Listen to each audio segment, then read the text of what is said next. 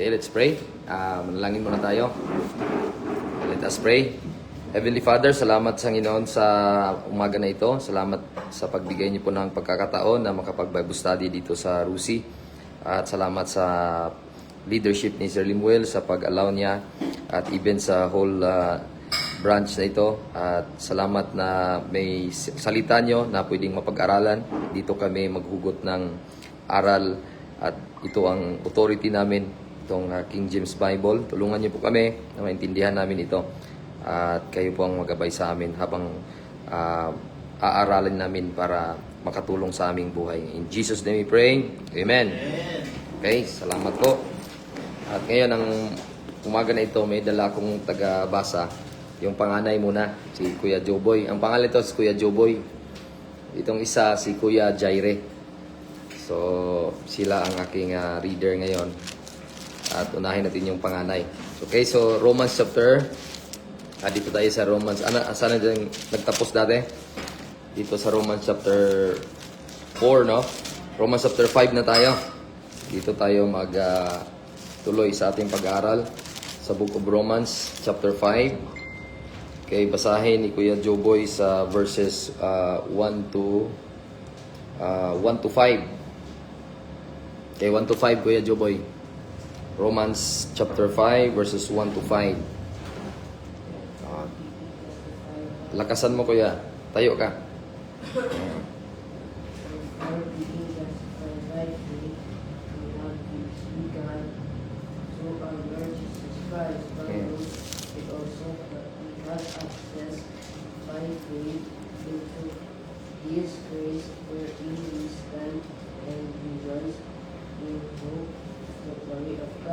Verse 3. And not only so, but we glory in tributes also, knowing that tribulation worketh patience, and patience experience, and experience hope, and hope maketh not ashamed, because the love of God is shed abroad in our hearts by the Holy Ghost, which is given to us. Amen. Okay, may Tagalog po ba? Para... Okay. Sapagkat nakawalang-sala na tayo sa pamamagitan ng ating pananampalataya, mayroon na tayong mapayapang relasyon sa Diyos sa pamamagitan ng ating Panginoong Jesucristo. 2. Sa pamamagitan ng pagsampalataya kay Jesucristo, tinamasa natin ang kagandahang loob ng Diyos at tayo nagagalak dahil sa pag-asang tayo makakabahagi sa kanyang kaluwalhatian. 3. Hindi lamang iyan ang kinagagalak din natin ang mga kahirapang ating tinitiis dahil alam natin ito'y magbubunga ng pagtsatsaga. 4. At ang pagtsatsaga ay nagbubunga ng katatagan. At ang katatagan naman ay nagbubunga ng pag-asa. 5. At hindi tayo binibigo ng pag-asa ito, sapagkat ang pag-ibig ng Diyos ay ibinuhos sa ating mga puso sa pamamagitan ng Espiritu Santo na ipinagkaloob sa atin ng Diyos. Yun. So, salamat. At klaro po ang mensahe na kung wala ang Espiritu ng Diyos or Holy Ghost na naibigay sa atin, hindi din natin makamit yung tinawag na pagpawalang sala. So, sa panahon na ito, sa verse 1, ang pagpawalang sala na binigay sa atin ay hindi sa gawa, kundi sa pamamagitan ng pananampalataya. At ang resulta nito ay kapayapaan, na binigyan tayo ng standing na hindi na tayo kaaway ng Diyos. So anong kaibahan ng peace with God at peace of God? Ang peace with God ay hindi na tayo kaaway sa Diyos. Tayo na ay kabilang sa Diyos at may access na tayo. Verse 2, binigyan tayo ng access by faith into this grace wherein we stand. So tayo ay maligaya dahil ang ating kaligayahan ay una, hindi naman natin ginawa yon. We rejoice in hope of the glory of God. Ano ngayong sabi ko na ang pagsabing glory ay marami pong pwedeng tinutukoy nito. Pwedeng kahalintulad nito or kahalagahan nito is yung langit, no? or isang bagay na pwedeng sabihin natin na ang glory ng Panginoon na hindi natin kayang abutin, pero ngayon meron na tayong access, no? Kung ano ang Panginoon, kung banal ang Panginoon, kasi yun po ang glorious holiness niya. Pwedeng tawagin natin ang sarili na banal din, hindi dahil nagbanal-banalan tayo, kundi pinawalang sala lang tayo, no? So meron tayong standing and rejoicing doon sa pag-asa, no? Dahil nabigyan tayo ng kapatawaran ng kasalanan. At hindi lang ito, verse 3. Tayo din ay mag-glory sa tribulations. So habang nasa lupa pa tayo, hindi ibig sabihin na mawalan tayo ng problema. Gaya ng nangyari sa atin ngayon, mayroon tayong pagmahal sa gasolina, mahal ang pamimilihin. So pag sinabi kasing tribulation, marami pong pwedeng pag-usapan dyan. May iba na misinterpret nilang Bible. Akala nila sa panahon ng COVID, tribulation na yon. Ibig sabihin, di ba, sa timeline ng Diyos, cross, then after the cross, Christianity. Then, pag sinabing Christianity, akala nila na pumasok na tayo sa tinatawag sa timeline ng prophecy, tribulation period. Dahil ng panahon ng COVID, talagang naramdaman natin na patayan dito, patayan doon, bagsak ang ekonomiya din, at makita natin talagang hopeless ang tao. Para bang nasa tribulation. Hindi po. Kasi salitang tribulation ay pwedeng synonymous. Wala mang term sa Bible na problem. Wala. Synonymous siya sa salitang problema. Okay? So, ibig sabihin, pag ikaw ay pinawalang sala sa Diyos at ikaw na ngayon ay tagalangit dahil nanampalataya ka, hindi ka nakaaway sa Diyos, hindi ibig sabihin na walang ka na ng problema. Meron pa rin. Ang kaibahan lang is we glory. Ibig sabihin we glory. Ang isip natin ay above the problems. Ibig sabihin, bigyan tayo ng kapangyarihan ng Diyos sa Romans 8. Pakibasa nga po sa Tagalog, and basahin ko din sa King James Bible. Verse number 8, verse number 30, 35, no? 35, no? 30, yeah, 35, Brad. 35. And 36, 35, 36, 37. Romans 8. Romans 8, 35, 36, and 37.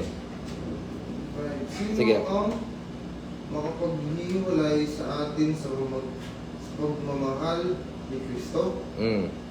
Ang paghihirap ba, ang kapaghatian, ang pag-uusig, ang gutom, ang kaubaran, ang panganib, o ang taba? 36. Ayon sa kasulatan, ayon sa nasusulat, alang-alang sa iyo, nanganganib kaming mamatay sa buong maghapon. Ibig sabihin kami na mga tupang papatayin. Hanggang 37. Hanggang 37. 37. Hindi. Ang lahat ng ito'y kayang-kaya nating pagtagumpayan sa pamamagitan niyan na nagmamahal sa atin. Yon. Kuya Joboy, ikaw naman sa English. Dito, boy. Okay. Dito ka. Dito. Yan. Sa English naman siya. Verse 35 hanggang 37. Romans 8, 35 and 37. Sige ba? 35. Who shall separate us from the love of Christ? From tribulation or distress, or persecution, or famine, or nakedness, or peril or sword. As it is written, for their sake we are killed all the day long, we are accounted as sheep for the slaughter. Nay, in all these things we are more than conquerors through him that love us. Thank you. So napansin niyo po yung kanina na Romans 5, pinawalang sala tayo dahil nanampalataya tayo. Saan tayo nanampalataya? Sa gospel ni Kristo. Namatay siya para sa atin, sabi ng Bible, 1 Corinthians 15. Siya ay nilibing 3 araw na buhay namang muli. Ito lang ang paraan para mapawalang sala tayo, manampalataya lang. Pagkatapos nito, ay binigyan tayo ng access sa Diyos, yung glory ng Diyos. Of course, kung sino siya, napasa atin din ang kaniyang karakter, yung pagka-banal, hindi dahil nagbanal-banalan tayo, kasi kundi si Kristo nasa atin. Ngayon, hindi ibig sabihin na Kristiyano na tayo ay nawalan tayo ng problema. Ang salitang problema, wala sa Bible yan, sa buong problema. Ang term lang ginamit niya ay sa English, tribulation. Kundi, we glory. Ibig sabihin we glory, hindi tayo malungkot. Bagko, sabi niya, maalala natin yung sinabi ng binasa kanina na makapaghiwalay ba sa atin ang problema sa Diyos? Ang sagot, hindi. Dahil sa dulo ng verse na binasa sa verse 37, lahat ng bagay na ito, yung binasa dito, tribulation, distress, persecution, famine. Another term of crisis is famine. Alam mo yung word salitang famine? Marami yan sa Bible. Yung walang-wala ka na talaga. Walang-wala na talaga na paano kaya to? Walang-wala na ako bukas. So famine ang tawag doon. Para bang nasa desierto. Ibig sabihin ba, ang Diyos nagpababaya sa atin? Or hinawalay ka sa Diyos? Hindi po. Sabi ni Panginoon dito, nay, in all these things, we are more than conquerors. Alam mo yung salitang conquerors sa Tagalog? Kanina, yung pagtagumpayan mo. Kasi nasa ibabaw kasi. Ang ilalim lang yung problema. Ibig sabihin, yung parang prinsipyo na malaki, ilagay mo sa mata mo para malaki tingnan. Pero kung ilayo mo siya, maliit lang pala. So, ganon kaliit lang ang problema. Para bang ang mundo, 'di ba, sabi ng isang mga balita-balita, marami mang mag-reject sa idea na totoo or hindi totoo. Yung alam mo yung the project of US, yung Artemis group na pumunta sa malayo pa sa moon, pinicturean yung moon, tapos makita yung moon, then doon ang Earth nakita, mga astronaut travel nila going to since 1969 ata or 90, something like that. Matagal ng panahon na naabot nila yung moon, di ba? Sa history. Ngayon, totoo mat hindi, wala tayong idea kasi gano'n naman talaga. May mga accusation na para na sa studio lang. Ang ating pinakamagandang realization doon is yung gaanong kaliit yung Earth. Na sa mata ng Diyos, galing langit, di ba? Ang Diyos, sobrang lawak niya. Yung liit lang naman, kahit kung sumakay ka ng eroplano, di ba? Hindi mo na makita yung mga tao doon sa ilalim dahil pag angat ng eroplano, una, makita mo pa yung mga building malaki hanggang paliit ng paliit, hanggang hindi mo na makita. Ganon ang problema. Ganon ang distress, ganon ang tribulation. Pag ilayo mo yung sarili mo doon at doon ka sa Panginoon na side, maliit lang pala. Ganon ang punto niya. So, ibig sabihin, una, ang nakapag-encourage sa atin na tayo ay makapagpatuloy dahil una, ligtas tayo. Bakit ligtas? Dahil nanampalataya lang tayo. Ano ngayon ang sinampalatayaan natin? Sabi ng Romans 3 verse number 26, basahin ko sa English, to declare, I say at this time, His righteousness, that He might be just and justifier of him which believeth in Jesus. So saan tayo nanampalataya? Kay Panginoong Jesucristo lang. The Lord Jesus is the Son of God. At dahil dito, napawalang sala tayo. At after that, nawalan ang problema? Hindi po. Bagkos we glory in tribulation. Kasi ang lesson, knowing that tribulation, or ano ngayon, problems, work it patience. So ang taong maraming problema, pasensyoso. Dumaan siya sa maraming mga storms of life. So the more you have a problems, the more you are patient. Kaya mo mga manager or mga kolektor na talagang ang dami na yung kinuliktang sakit sa ulo ng mga situation, hindi mo alam kung makolekta ba or marami kang mga delinquent. Pero the more ni mo mapagtagumpayan yon sa isang taon na yon, pwede kang may masabi sa kung sino mang i-train mo. At sabihin mo, dumaan ako dyan. Ganito yung nangyari niyan. So alam mo na, marami kang mga experience, kumbaga. Kasi patience. Then after patience, experience. Ibig sabihin, the best teacher is experience. Paano mo man turuan ang sarili, ang iba, kung hindi mo napagtagumpayan yan? Ibig sabihin, ganon din ang ating buhay bilang Kristiyano. Na napagtagumpayan natin, dahil una, alam natin na ligtas tayo, si Kristo na sa atin, tutulong sa atin.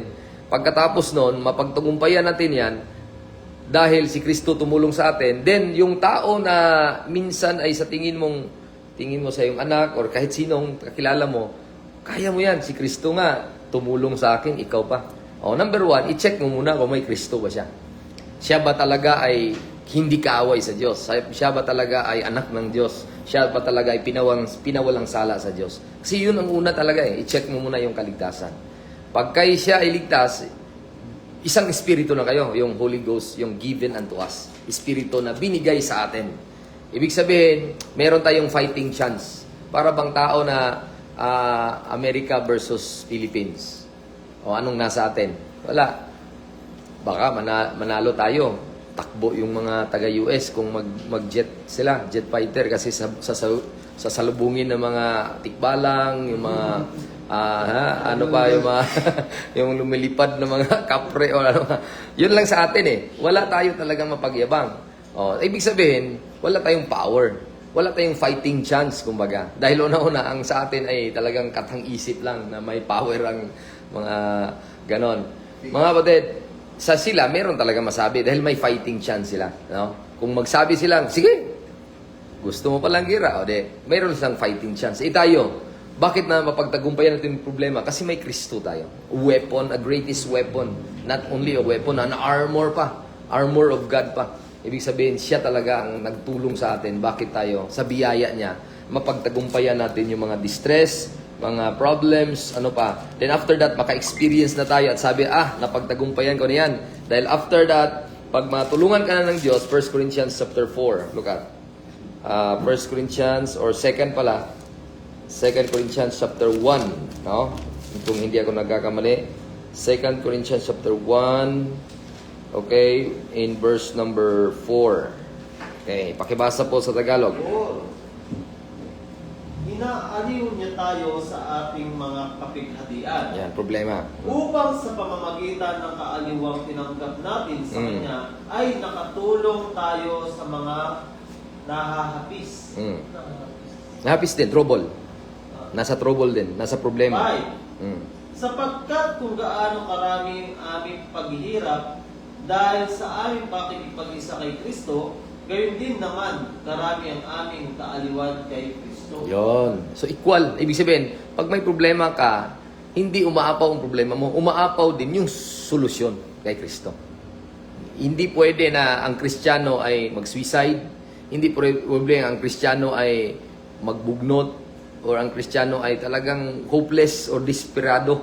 Kundi ang Kristiyano, kung may Kristo ka, ikaw yung pinaka-happy na tao. Kahit anong problema man. Bakit? Siya ang nag-aliw sa lahat ng tribulation mo. God who comforted us in all our tribulation, kasi siya ang God of all comfort.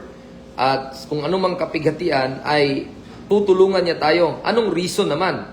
Anong reason? Bakit? Anong kadahilanan? Bakit niya i-comfort at tulungan niya tayo? That we may be able to comfort them which are in any trouble. Hindi tayo ginawa ng Diyos na Kristiyano na solve ang problem natin. Tapos wala na tayong pakialam sa asawa natin, sa workmate natin, sa family natin, sa anak natin. Tulungan din natin sila. Kasi ang mga tao kasi parang alam mo yung walang oras sa iba na mag-comfort ba. So, wag i-withhold, or ano bang Tagalog ng withhold? Wag mong pigilan na magsalita at mag-share sa mga taong alam mo na na-solve ang case mo dati, kagaya din niya. Talagang imungkahi mo agad. Parang tayo ba na hindi tayo ligtas dati? Hindi na tayo alam kung langit ba tayo, impyerno. Walang nakakaalam. Yun ang problema talaga. Na-solve. Kaya nag-share tayo. Di ba? Ini-train natin yung anak natin na mag-share ka din. Hindi dahil pinilit ka or napilit ka, kundi dahil kung anong naintindihan mo sa problemang na-solve, yun lang ang ibahagi mo. Yun lang, very basic lang yun. Para bang lahat ng problem solving, pag ma-solve mo na yung problem mo, kaya mo na magpaturo. Parang si Joboy, kuya niya, ay marami siyang mathematics problem. Pagdating ni Jaire, tiningnan niya yung pinagdaanan niya dati, ay Jaire, pinagdaanan ko niyan, grade 1, grade 2, wala yan. Sabi ni Kuya Joboy, na-solve ko na yan. Ganon. So, ibahagi din niya. Sabihin mo na-solve mo, pero ba't hindi mo tinulungan si bunso mo? Ganon ang point doon. So, tayo, na-solve ang problem natin bilang Kristiyano. Una ngayon, kasalanan, na-solve. Biggest problem of mankind is sin. Napamaka-impyerno sa kanya. Pero anong solusyon? By faith lang. We are justified by faith. We have peace with God. Then after that, nawalan mo problema? Meron. Tribulation, kapighatian, meron. Pero, ang kagandahan lang, may fighting chance. May Kristo tayo. na kung sinolve niya yung greatest problem na maimpyerno tayo, susolve din niya yung mga financial matters natin, physical matter natin, or any situation on earth na mahirapan tayo, hindi tayo iiwan. Sabi ng Panginoon. Kasi sabi niya, tutulungan kita, sabi ng Diyos, God is a God of comfort, God is a problem solver, para kung masolve na, i-share mo din sa iba. That you may be able to comfort them. Others. Ibig sabihin, ang gusto mong joy is joy, Jesus, J. O, others. Then, last ng sarili mo. Amen? So, ganun. Yun ang joy natin. Na galing tayo sa Diyos ang problem solving. Then, after that, nung na-solve na natin ang problem because of the help of the Lord, tutulungan din natin yung iba. It's a joy. Amen? Yun ang joy natin. So, then, salamat no, na meron tayong ganun na mindset. At dagdagan pa natin ng verse dito sa ang sabi ni Paul sa mga tribulation na pagdaanan niya ay ito po ay pwedeng gawin na example sa ating buhay, no? Kung ano mang nakita natin kay Paul ay gawin natin. Look at Philippians chapter 4, then verse number 13, then dito sa verse number 1 pa. Philippians 4 verse number 9 muna. Verse number 9. Pakibasa nga po. 9. Ang mga bagay na inyong natutuhan at naririnig at nakikita sa akin, ang mga bagay na ito ang gawin ninyo, at ang Diyos ng kapayapaan ay sa inyo. Okay. Ano ang nakikita natin sa buhay ni Apostle Paul bilang mananampalataya? Makikita natin na kahit siya mismo ay walang-wala na, ay hindi po siya pinabayaan ng Diyos. Makita natin na may taong ginamit na mga mananampalataya din, na ang karanasan din nila, of course, dumaan din ng lahat ng tao ng problema, pero hindi nila kinakalimutan si Pablo. No? Verse number 10. Ituloy ko, no? Sa verse 10. Pakibasa nga po, bro. Merson. Napatwat ako'y totoong nakagalag sa Panginoon. Na ngayon sa hulihan ay inyong binuhay ang inyong pagmamalasakit sa akin. Na dito'y katotohanan nagkaroon gayon ng malasakit. Ngunit kayo'y nagkulang ng mabuting pagkakataon. Okay, verse 11. 11. Hindi sa sinasabi ko ang tungkol sa kailangan, sapagkat at aking natutuhan ang masiyahan sa anumang kalagayang aking kinaroroonan. 12. Marunong akong magpakababa at marunong naman akong magpakasagana. Sa bawat bagay at sa lahat ng mga bagay ay natutuhan ko ang lihim, maging sa kabusugan at maging sa kagutuman at maging sa kasaganaan at maging sa kasalanan. Verse 13. 13. Lahat ng mga bagay ay aking magagawa doon sa nagpapalakas sa akin. Okay. Boy, English boy. King James Bible. Dito ka. Ito, maganda to na experience. Dito tayo magtapos. Ibig sabihin, si Pablo ay isa sa halimbawa ng Kristiyano. Una, ligtas. Pangalawa, nakaranas siya ng walang-wala, gutom. Di ba? Hunger. Or pwedeng marami, sagana. So, ano ang kaniyang attitude, no, bilang mananampalataya? Look at verse number 11 sa English. Okay? Verse number 9 muna hanggang 13. Philippians. Ito na lang. Philippians 4, 9 to 13. Okay, lakas po. Philippians 4. Those things which we have both learned and received and heard and seen in me do, and the God of peace shall be with you.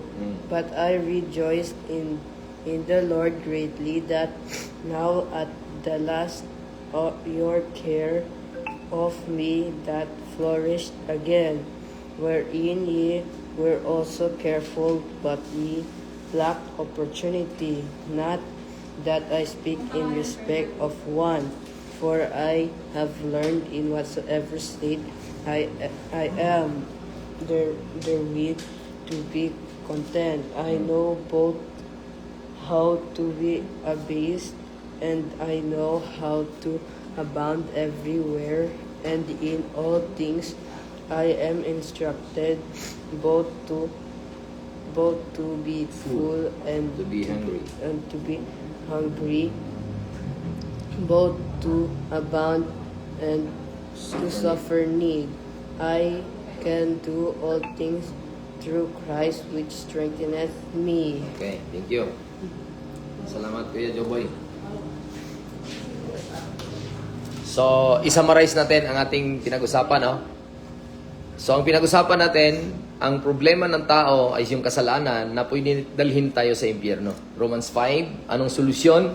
Pinawalang sala tayo sa pamamagitan ng pananampalataya. Ano ang pinanampalataya natin? Si Jesus Christ lang. Yung death niya, burial and resurrection, complete na yon. Wala na tayong hahanaping iba. Then, solve na ang problema natin na magpapadala sa atin sa kapahamakan sa impyerno. May buhay na walang hanggan na din tayo at girigalong binigay ng Diyos. The wages of sin is death, but the gift of God is eternal life through Jesus Christ our Lord. Romans 6:23. Then, pagkatapos nun, may nawala ba sa ating lahat? Nawala ng problema? Hindi po. Meron, dadaan pa rin tayo. Hindi ito problema tinawag sa mga ibang tao na tribulation 7 years. Hindi po, kundi problemang Kristiyano sa panahon natin ngayon. Wala pa tayo sa tribulation period na tinawag sa prophecy. Wala pa yon. Kasi ang tribulation period mangyayari after sa rapture. Mag-commence po ito, mag-start ito. No? So anong tawag natin ngayon? Church age pa. Age of grace. So nasa panahon. Ibig sabihin ba na wala pa tayo sa tribulation period? Wala ng tribulation? Meron. Kaya nga ang araw-araw personal ito bilang Kristiyano. Ang tawag other synonym ng tribulation, anong synonym? Problema. So ang problema hindi yung wala, bagkos tayo ay above the problem. Meron tayong fighting chance to reign over the problem. Bakit? Meron tayong Kristo. Ngayon, sinong example natin? Si Pablo. Anong nangyari kay Pablo? Nagutom siya. Bakit? Hindi basta-basta magiging mangangaral. Bakit? Dating meron siya, pero dahil sinunod niya si Kristo, marami siyang beses na walang pagkain. Maraming ang debate kung may asawa ba si Pablo. Huwag na lang nating pagdebatihan. Basta sa atin nakita na si Pablo ay isang ehemplo na magiging anak or Kristiyano or sundalo ni Kristo na kahit anong kahirapan bilang mananampalataya at bilang lingkod ng Diyos, hindi siya na dispirado. Hindi siya, kumbaga, alam mo yung ganon? Talagang umalis na, nag-atras na. Ayaw ko nang lumaban ng bilang Kristiyano kasi magutom pala ako. Di ba? Sabi niya. Kaya sabi ng Panginoon kay Pablo, kung sino nakakita sa akin, sa aking mga experience, kung iyon ay susundin nyo, pananampalataya at sabi niya, ang Diyos ng pananampalataya ay magabay sa inyo. Kapayapaan pala, ang Diyos ng kapayapaan. Ibig sabihin, hindi magulo ang buhay natin. Kahit maraming problema, sabi ni Pablo, dumaan ako sa pagkukulang, wala akong pagkain, maraming beses na pwede akong mamatay, maraming beses na pwede akong walang-wala na talaga siya. Wala naman talaga siya tirahan. Ang buhay niya, binigay niya sa Panginoon, pangangaral lang sa salita ng Diyos. Pero anong pinaka-ending? Sabi niya, gawin ko ang lahat at nakakaya kong gawin ang lahat dahil kay Kristo. I can do all things through Christ which strengtheneth me. Kaya maraming gumagamit yan, mga basketball player, boxer, di ba, mga ganon. Di ba, magamit yan. Kaya ko to sa laban na ito. Pero ginagawa nila sa kanilang trabaho, sa kanilang sa kanilang profesyon. Pero ang pinaka-context pala, yung buhay ni Pablo. Na dating gutom at may iba may kain, may iba damit, may iba wala, may iba grabe ang buhay niya pag ganon-ganon. Pero sabi niya, nakaya ko ito dahil kay Kristo. Ganon din sa atin, personal man na mga application natin, amen? Sa trabaho, mahirap. Sa pamilya, personal man na mga study, itong anak ko, ayaw talaga sa math eh. Nahirapan talaga siya sa math. Pero anong verse boy?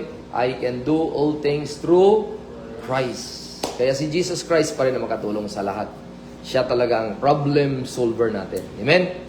So ano nga yung greatest problem? The sin that will brought us to hell, solved at the cross. Then the second problem is daily problems, daily tribulation. Anong kadahilanan? May solusyon yan. After solusyon, may experience mo na ang solusyon ng galing ng Diyos. Tuturuan mo ng iba. At sabi mo, ito yung Panginoon na tumulong sa akin, na-solve ko yan. Amen? So let us all stand and let us give thanks to our Lord for giving us solutions sa ating problem.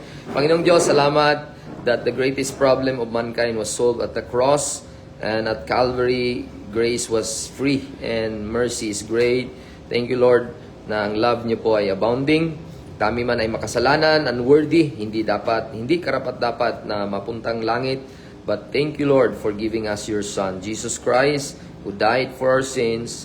He was buried and rose again the third day. And this is a true saying, a true story. And that is a powerful story that will change the destiny of a person. And Lord, salamat na kami hindi lang nagtapos doon na tagalangit na, pinawalang sala mo na by faith, not by work. Thank you, Lord, na kahit pa man dadaan pa kami sa mga tribulation, times, that hardship, trouble in life, even in our present distress in our nation, but still, you are good. You are always there to help us. Ay hindi kayo nagpabaya sa amin because there is Christ in us. And just like the person Paul, at siya mismo apostol, and sometimes wala siyang pagkain, at wala siyang tirahang maayos, sometimes binato siya, binugbog siya. We could learn a lot of things in the life of Paul. And Lord, thank you na sabi nga niya, kung sisilipin niyo lang ibuhay ko, if you could learn and apply those things na matutunan namin sa buhay niya, and God of peace shall be with us. And Lord, thank you na we can do all things through Christ who strengthened us. Just like Paul, nasabi niya yon because he is a man who has Christ in him. May Kristo sa puso niya. At sa amin din, na present day, in this year, Lord, and until in the forward, ilang years later, kung habang kami ay nag-aantay sa inyong pagbabalik, Panginoon. Be with us, be with the workforce dito sa Plong Plaza na Rusi branch. Bless this and mga client na makapagbayad, that they have a good report to the head office, they could also have a good grade sa kanilang mga performance, and good health, Lord, kay Sir Limuel at ng team niya dito sa branch na ito. Bless niyo po, Panginoon, ang times, lalo na sa aking mga comrade na sinasama ko, like my son, mga anak ko na they'll be in training of how they deal with the Word of God, how to preach the Word of God, and also anyone also that will be with me, at even Brother Iman, kung wala ako, he could preach here in this place. And Lord, use us mightily habang kami pa ay nasa lupa pa. In Jesus' name we pray. Amen. Okay, God bless and thank you po.